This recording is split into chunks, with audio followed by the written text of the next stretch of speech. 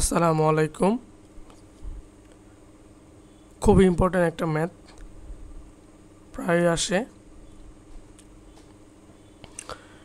কোনো আসল 3 বছরে মুনাফা আসলে 1578 টাকা এবং 5 বছরে মুনাফা আসলে 1830 টাকা হয়। আসল ও মুনাফার হার নির্ণয় করুন।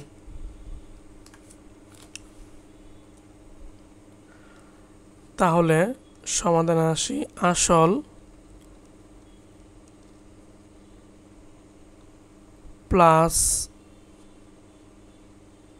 5 বছরের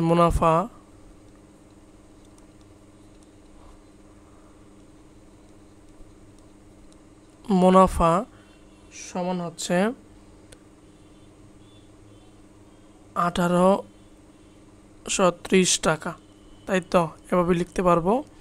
এবং আসল প্লাস 3 বছরের মুনাফা ইকুয়াল হচ্ছে 1578 টাকা। তাহলে যদি আমরা বাদ দেই,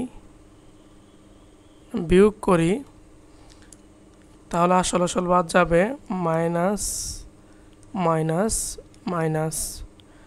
তাহলে 2 বছরের মুনাফা বের হবে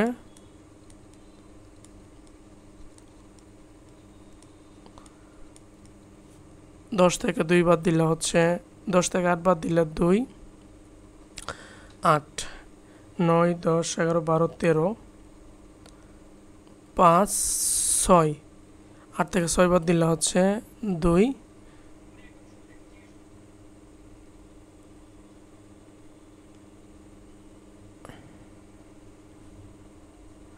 10 থেকে 8 বাদ দিলে 2, 8 হইল। 9, 10, 11, 12, 13, 5, হাতে রেখে 6, 8 থেকে 6 বাদ দিলে 2, ঠিক আছে। 252 টাকা হলো 2 বছরের মুনাফা। আচ্ছা,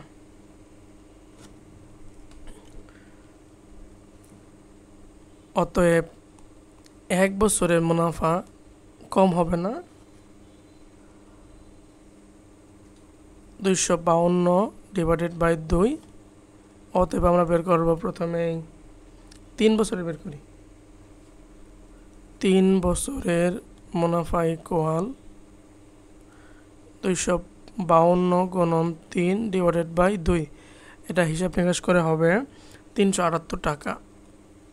78 টাকা। ওকে।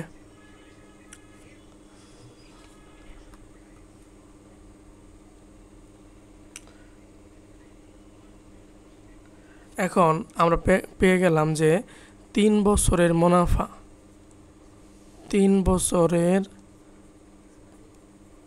মুনাফা পাইলাম হচ্ছে 378 টাকা, তাই তো?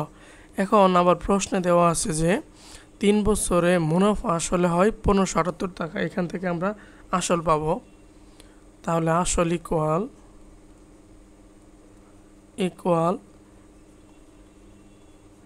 মুনাফা আসল মাইনাস হচ্ছে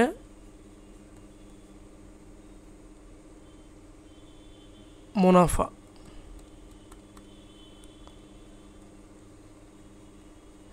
মুনাফা আসল হচ্ছে 3 বছরের 1578 মাইনাস 378 বিয়োগ করলে হবে 1200 টাকা।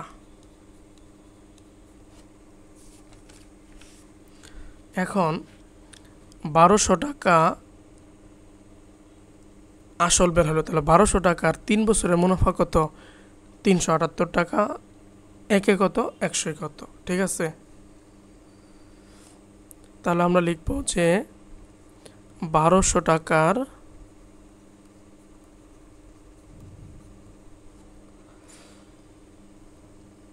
3 বছরের মুনাফা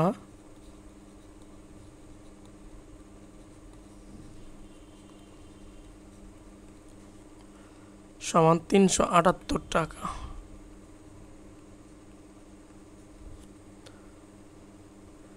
1 টাকার 1 বছরের মুনাফা, তাহলে কত হবে একটু খেয়াল করি আমরা। 378 ডিভাইডেড বাই 1200 তো হবে।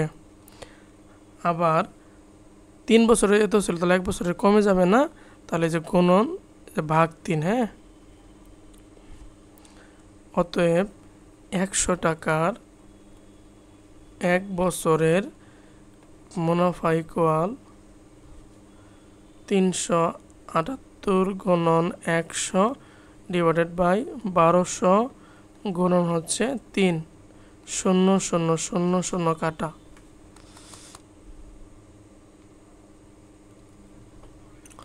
0 0 0 0 কাটা, থাকবে হলো 3 7 8। একবার দুইবার, একবার দুইবার, 1 18, 3 6 8 126 থাকবে।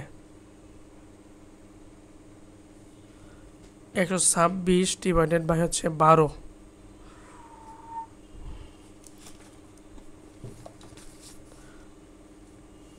একশো 26 ডিভাইডেড বাই হচ্ছে 12, অর্থাৎ 10.5।